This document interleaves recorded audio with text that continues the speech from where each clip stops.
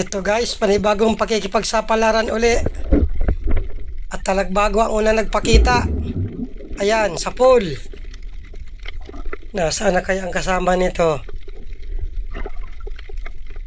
Itong spot na ito, dito lang ito sa malapit sa amin. Alatan, maila pa. Sa pool kang bato ka. Ay hamal na yan at hindi tinamaan. Ando na sa malayo. Sobrang ilap nito. Sayang.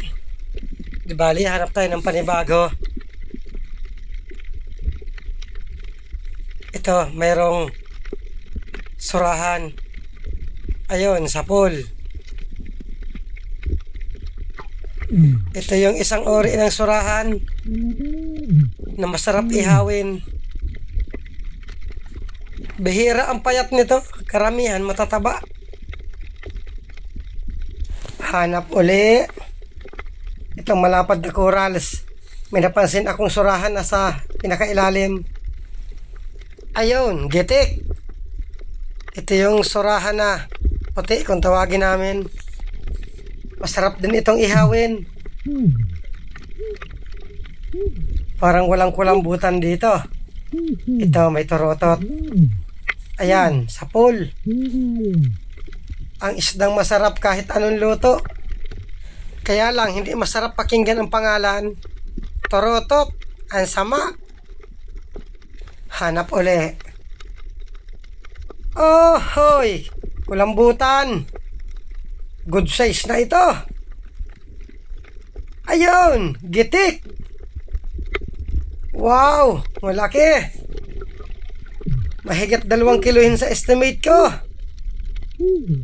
Kwartang linaw na ito. Sana madagdagan pa. Dandahan lang ng langoy para walang malampasan. Oh, hoy! Ano ito? Ay, hamal na yan. Kala ko kulambutan. Butiti lang pala. Hindi na alis ang butiting ito sa lugar na ito. Dito sa spot na malapit sa isla. Yeah, ang mga ngipin. Kaya pala kahit mga shell durog,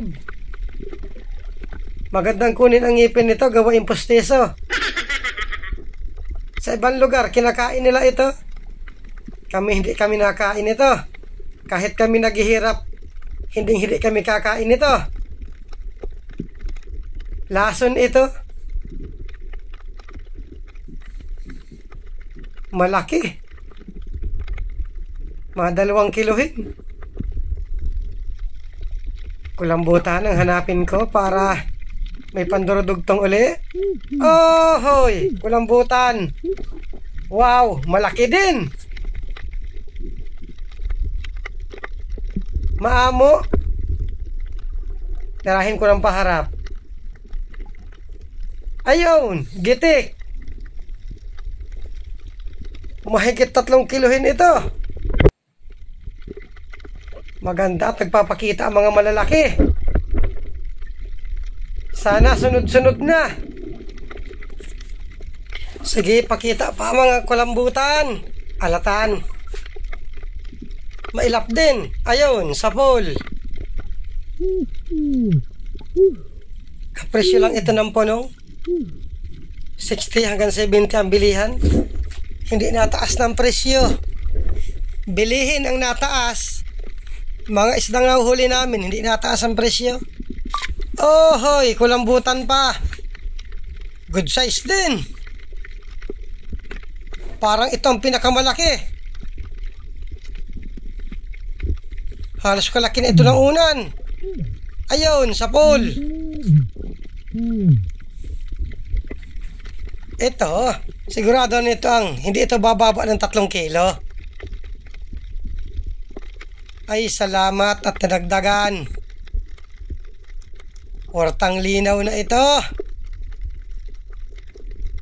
Sigurado na naman ang pandurdugtong. Pag ganitong 3 kilo pataas, 150 na ang kilo. Kaya sana malalaki ang bakita para mapresyo. Langoy uli. Oh, hoy! Kulambutan pa! Wow! Good size din! Ayun! Gitik! 2 kilohin ito sa estimate ko. Maganda ang dive na ito. Oops! Lapu-lapo. Ayun! Gitik! Lapu-lapo or baraka o gapo kung tawagin dito. Hanap uli. Oh, hoy! Kulambutan pa! Good size na rin! Ayun! Gitik! Wow! Puro good size ang napakita. Mahigit 2 kilohin ito. Parang swerte ang langoy ko ngayon. Nagpapakirita ang mga kulambutan. At ito may isdang kurisan. Nasa pinakailalim. Ayan, sa pool. Itong isda na ito, kapresyo rin ito ng mga kanuping at manitis. Kaya lang, mas masarap dito ang kanuping. Sa kanuping, masarap sa sabaw. Hanap uli. Ito, tabugok or manala. Ayan, sa pool. Ito ang pugitang hindi na nalaki. Pinakamalaki nito, mahigit 1 kilo. 150 ang kilo dito. Yung mga naralaking pugita, 230 naman ang kilo nun. Hanap uli. Ito, may alatan. Yun lang, mailap. Ayun, gitik. Mataba na isda ito. Kaya lang, matabang sa panlasa ko. Awan ko sa panlasa ninyo. Ito, mayroong surahan. Ayan, sa pool. Dito binitawan ko ang pana ako at bigla akong nadala ng galaw ng alon. Binitawan ko ang pana at baka maputol. Sobrang galaw dito sa ilalim. Para kami dinuduyan. Ay, salamat. May ihawin ang inakay ko. Pag ganitong sariwa, masarap na sinasabawan. Sana meron pa. Balatan. Kunin ko. Mag 100 baga, di pan 2 kilong bigas na rin. Yung malaki ang magandang makita para 300 agad. Oops! Dalagang bukid. Ayun, sa pool. Ito ang dalagang bukid na sa dagat nakatira. Kapresyo lang ito na solid. Hanap uli. Ito, may dalagang bukid pa. Ayan, sa pool. Sana sunod-sunod na. Para sunod-sunod rin ang pana. Masarap itong kinikilaw. Kahit ang solid, masarap din. May magpakita pa sanang kulambutan para madagdagan. Kanuping. Ayun, sa pool. Hindi madala dito sa labas. Kasa uli. Ayan, sa pool. Sama na.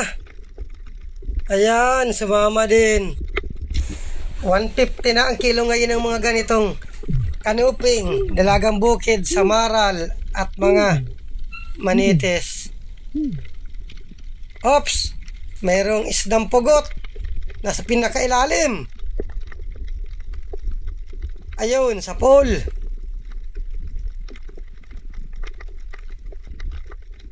Hindi ba dala dito sa labas? Ayan, sa pool pa. Yung tinik nakasabit sa butas kaya hindi madala dito. Ayaw sumama.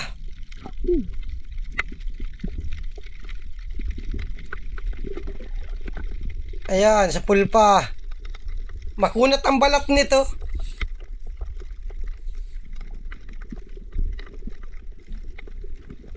Ayaw siguro magpaihaw. Masarap itong iniihaw. Lumabo na lang ang ilalim. Tad-tad ka ng tama. Ayaw mong sumama dito sa labas. Hindi na nagalaw, patay na.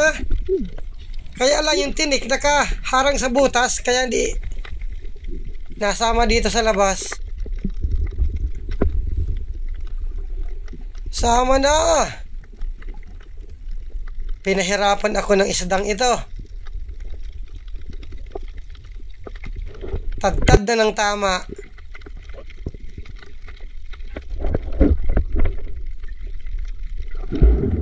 Walang pag-asang makuha ito.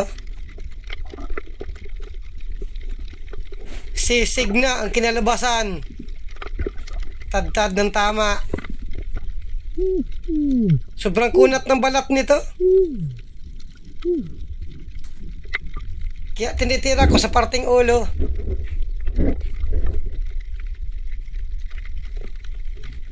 Ayaw talaga. Ito lang ang nagpahirap sa akin, isdang ito. Ayan, sumama din. Wow, malaki. Napakasarap nitong ihawin. Kahit yung ginagatan, masarap ito. Nag-akyat na rin ako sa bangka. Maraming salamat sa panonood. Isang surahan man.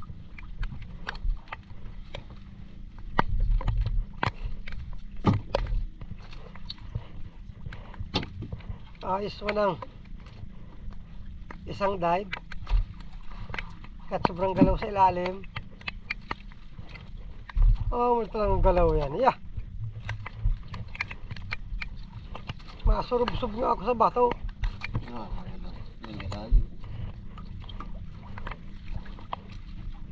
Buti na sa kulambutan.